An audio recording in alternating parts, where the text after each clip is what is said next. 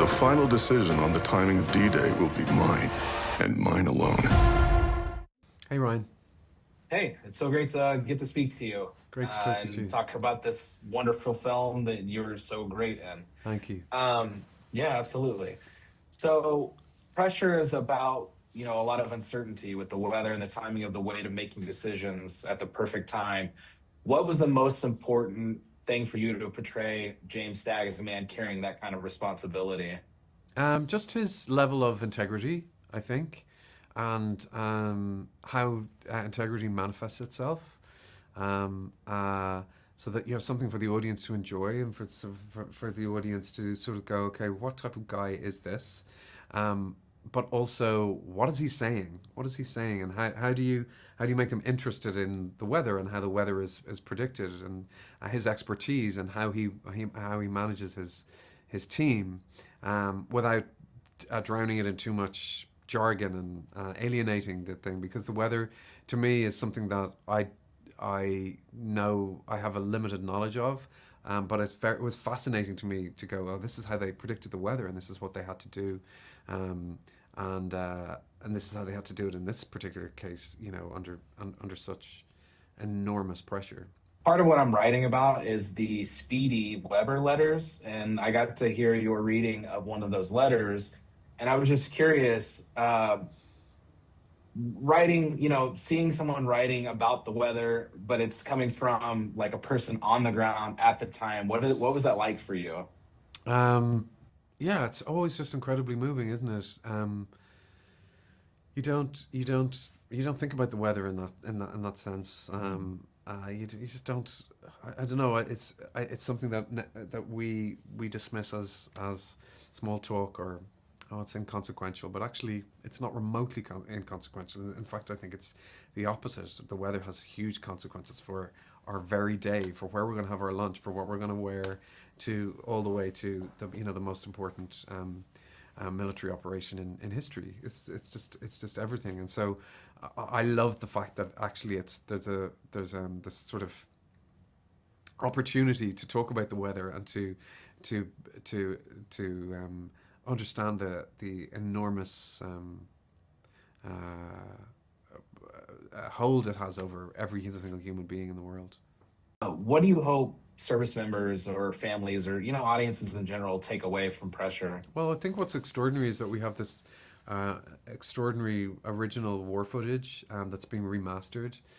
So it's deeply, deeply authentic, and what I love is the juxtaposition between the war rooms and the think tank, behind the D-Day landings, and also the experience of the men and boys who were on the beaches that day, so that those people are really honored too, so that we understand how viscerally devastating and dangerous and heroic these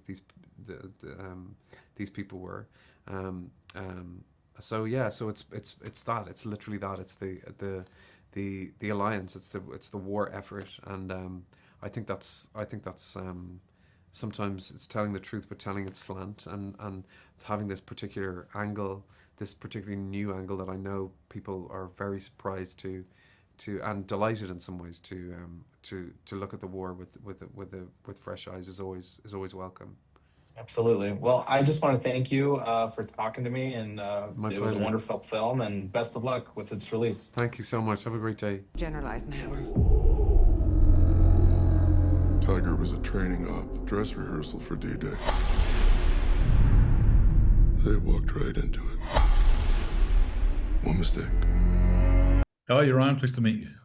Good. Pleased to meet you. It's so great to finally get to talk to you about your film and everything.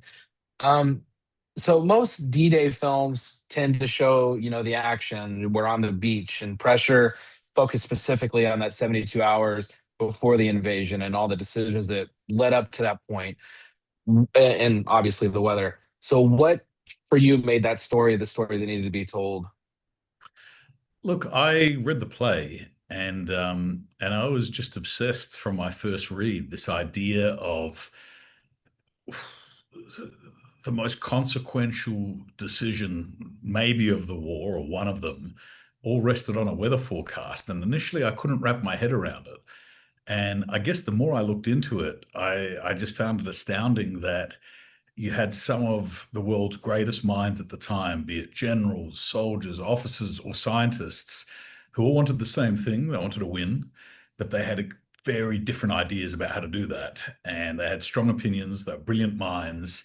But to watch these people clash up against one another with, the biggest invasion, seaborne invasion in history, on the brink, is just got an inherent drama to it. And with this film, we wanted to invite the audience into the war room to see, what was under the tip of the iceberg, what was, beyond the battle, before the battle even begun, how, what it means to have the weight of all these lives on the soldiers, on these decision makers' backs. And I thought there was something inherently dramatic in that we wanted to explore further, put the audience in the war room to see how those decisions are made that affect so many lives and that affect, history.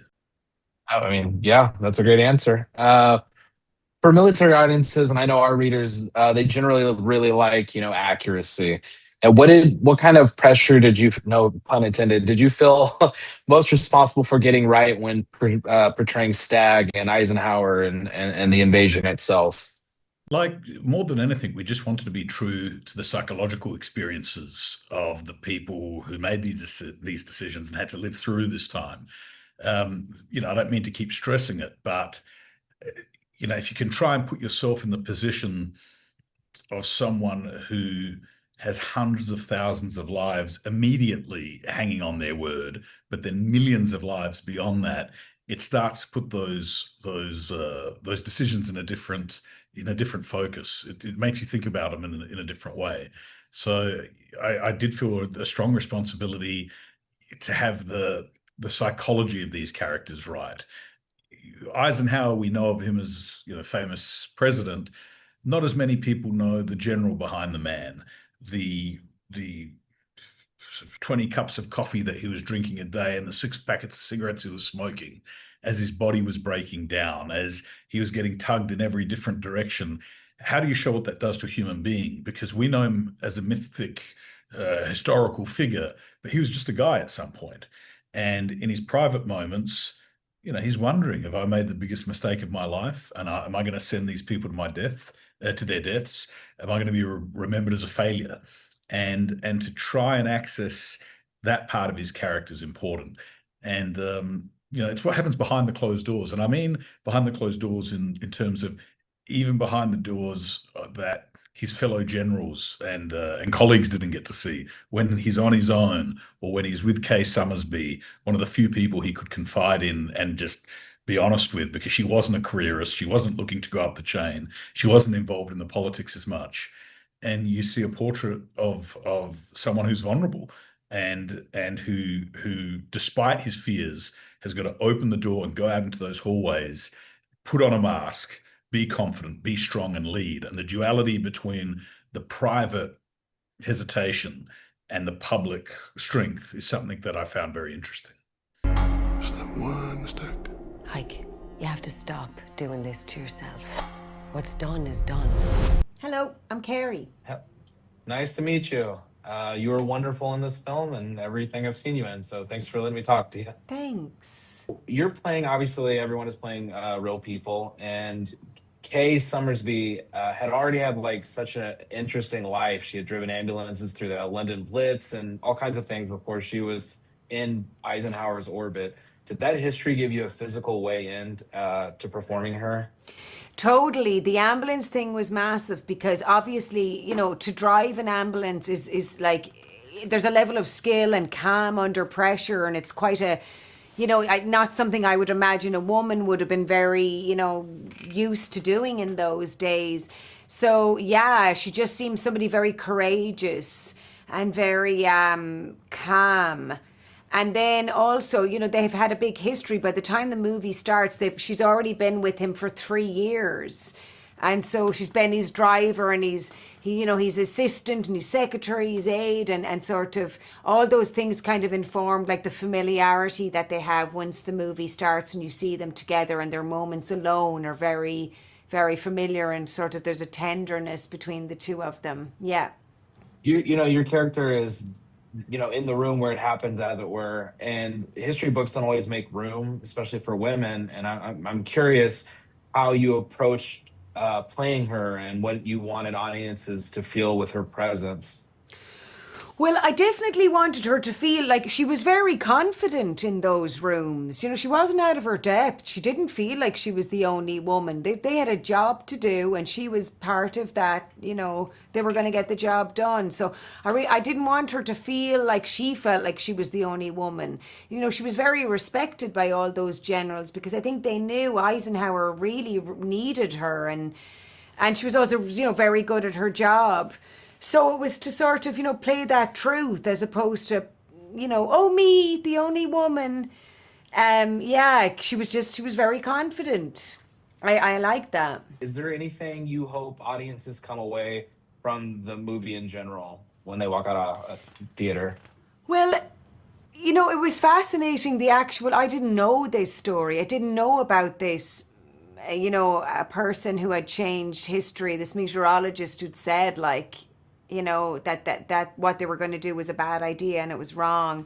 So that was very interesting to me. But I hope that people take from it, like in the movie, we have some real footage of the real people in D-Day and real soldiers. And personally, when it gets to that point in the movie, I found that very moving, and actually, it really was, the reality is that those were real people and they must have been very scared. And I hope maybe it makes people think about war, maybe a little deeper. And the reality of war is that people die, lots of people die. And, just maybe we need to reflect on that. Why haven't we learned, Yeah.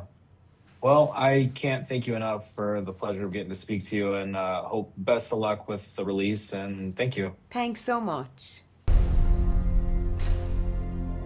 Group Captain Dr. James Stagg, here at the express request of General Eisenhower. Do we have a date yet for the invasion's out? D-Day is in 61 hours from now. This is the largest seaborne invasion in history.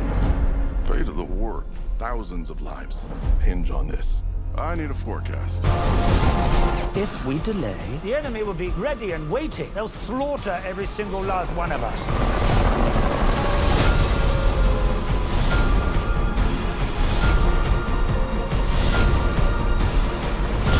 The storms that I'm talking about are real, and the wrath of nature is real.